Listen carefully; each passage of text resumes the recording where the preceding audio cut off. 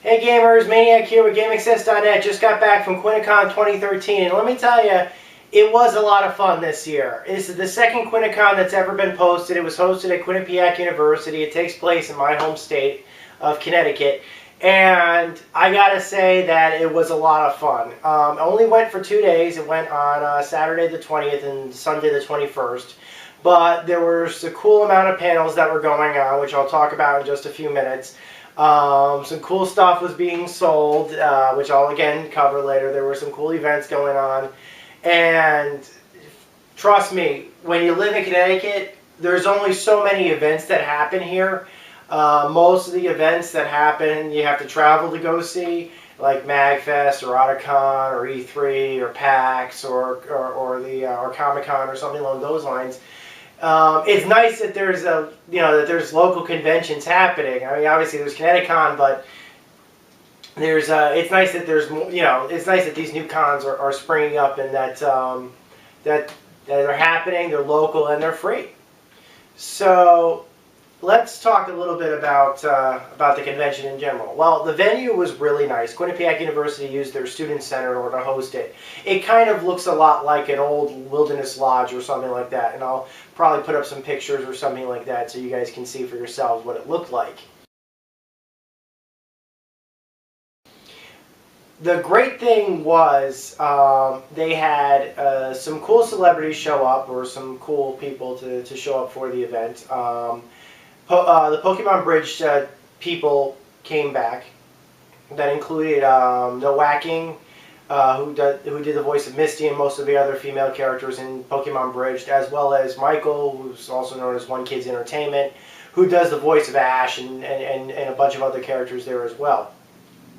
They appeared last year. It was nice to have them back. I was not familiar with the Pokemon Bridged series the first time I had seen them. I just remembered Pokemon from the year 2000 and stuff like that. And for those of you who may want to be interested in reading more about my experiences with Pokemon from a long, long time ago, back when the series was just starting off, you can read the article on my site, "Do We All Live in a Pokemon World?" which is on the top of the site of the webpage under the Pokemon World tab.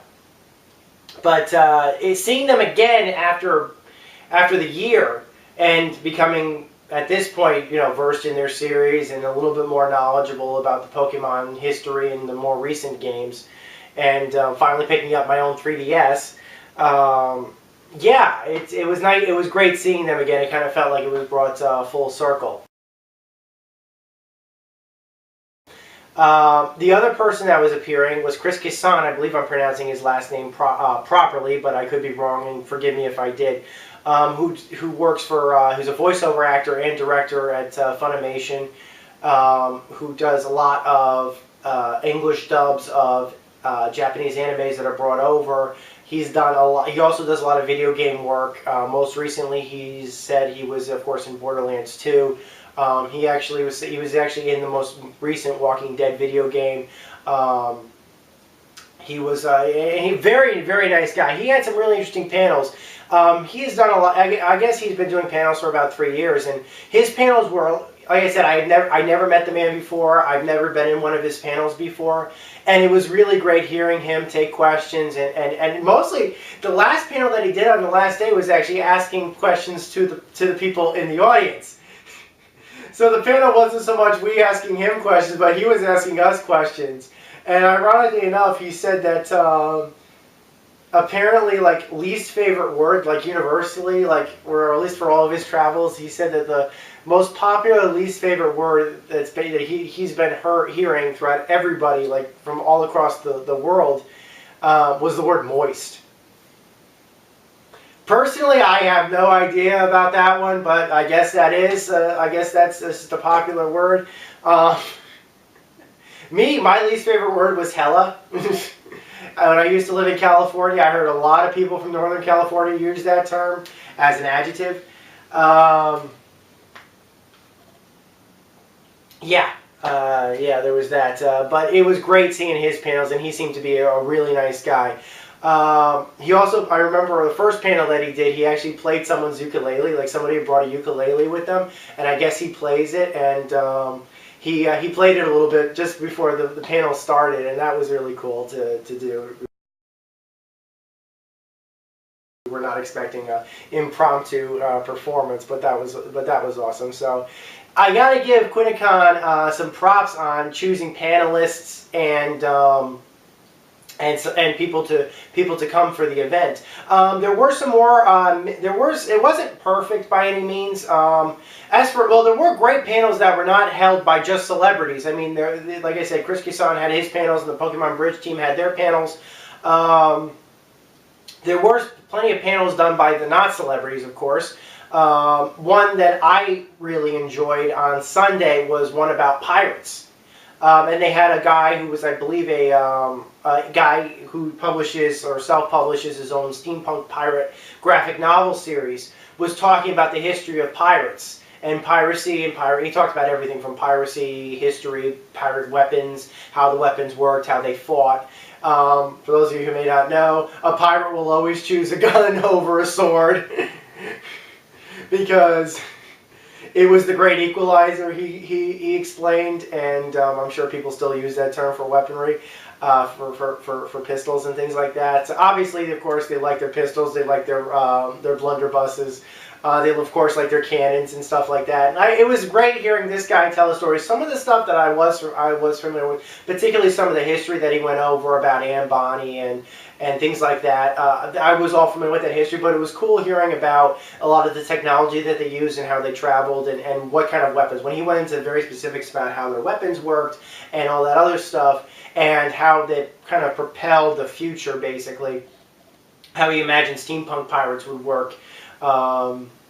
That was interesting. That stuff I was not familiar with, and it was cool to hear him talk about that kind of stuff. So that was certainly an interesting panel. There were some misses. There was supposed to be a Doctor Who panel on Saturday morning. It did not happen. I wasn't too upset over that, but the person I went with, the unknown camera person, was there pretty much. I was able to drag them to the event on that day because I said there was going to be a Doctor Who panel, and it didn't happen. I felt like a fly's heel. It would have been nice if they had had that Doctor Who panel, but there were a few people dressed up as Doctor Who, or at least certain Doctor Who's. The Fez was in. I got to say that the Fez was in. Now you're either doing Doctor Who or Sidney Greenstreet from Casablanca. My guess was Doctor Who, but there could be some Sidney Greenstreets out there. Bring that back. I mean, he was awesome in Casablanca. Give me some Sidney Greenstreet. The Fez is awesome. The Fez is great. So, moving on. So the venue was great. The crowds, again, this was not a very, very large con, so the crowds were nowhere near as big as there would be at, like, let's say, San Diego Comic-Con or something like that, but that made this a very intimate con. It was a great, this was like a local con. It was free to get in. The venue was perfect for the amount of crowds that they had. So there was more than enough room in the student center for all the people that had registered and all the people that had come in. That having been said, it was nowhere near as huge as the crowds as some of the large, like PAX or Quinni-Con or something like that had. But, that made it a lot more intimate. People had the opportunity on the panels when they were talking to the guests and stuff like that to ask a few questions instead of being limited to one or not being able to ask questions at all. It made the panels themselves much more interactive, kind of akin almost to if you're sitting in a small English class or something like that in college and you're asking questions of the teacher and they're asking you guys questions, that kind of stuff can happen. Whereas in the very, very large lecture hall, big auditoriums and stuff like that, that isn't as prevalent in some of the bigger cons. I don't know which is better. I'm not saying which is better, but it was a nice change of pace to have both. There were some cool people that were selling stuff. I went around, I was pretty much wearing this hat. Don't ask me why, I just thought it looked good. Twice I actually got challenged to Pokemon battles. I don't know, but once was just from another Pokemon trainer, and one was actually from a girl dressed as a Team Rocket, as a member of Team Rocket. Thing was, I guess I forgot to bring my Pikachu I just told him I forgot to bring my Pikachu with me. This is my baby Pikachu. Picked it up at Nintendo World a couple of weeks ago. Should I have brought it? I should have brought baby Pikachu with me. I think I should have, but yeah. So yeah, I passed out and lost money from losing those battles. But it was kind of awesome that people did challenge me for some random trainers. That was kind of a cool experience. Nobody was really dressed. I was kind of expecting, whenever I go to these cons, there's always usually just a bunch of people dressed as Ash or the Pokemon trainer. So I figured there'd be like about a half a dozen guys wearing this hat other than me, but I was the only person with this hat on. I was very surprised. Most of the time at cons, I see lots of guys dressed up and with much better, with the vest and everything, and I have no idea where you can get that vest. I have no idea where somebody can get that vest. As for wares, as for stuff being sold, there was a lot of artists were selling their stuff. It wasn't just imported stuff that like Pocky, even though that was being sold, or Japanese sodas, that was being sold as well. But a lot of artists were actually selling their stuff as well. As I said, the Steampunk Pirates guy was selling his comic books. The guys who were doing the Sanjay, God, I can't remember the guy's last name, but I believe his first name was Sanjay. He did the group of the pirates of the USS Ascot or something like that, and his team was there. They were selling wares. Some of it were antiques, which were kind of interesting. For me, I really like the artist alley and seeing the artists and stuff like that. And I actually picked up some cool art. I thought this was really cool. According to the business card that they put in this, this was made by somebody for taintedsweets.com. So I was really appreciative of that, because this was a really cool piece of art. I thought it was digital art. And there was another artist. I don't know what their name of their booth was or who did this, but I picked this up. And I guess I'm going to be spoiling this, but I didn't pick this up for myself. This actually I picked up for Princess Angel, and I plan to give this to her. A really nice, I called it a coin purse. I thought it was like a coin purse kind of thing. I mean, I know nothing about girls. But I thought this was kind of like a coin purse. Apparently this is more than just a coin purse. You can use this to hold pencils or something like that too. I just thought it looked cool. I like the graphics on it. So yeah, I picked this up for Princess Angel. Surprise! It was also nice that I could finally get a venue where I could actually take my 3DS and I could finally have the green light blink on it. I could take this thing anywhere and I'll never get any find me hits on it. And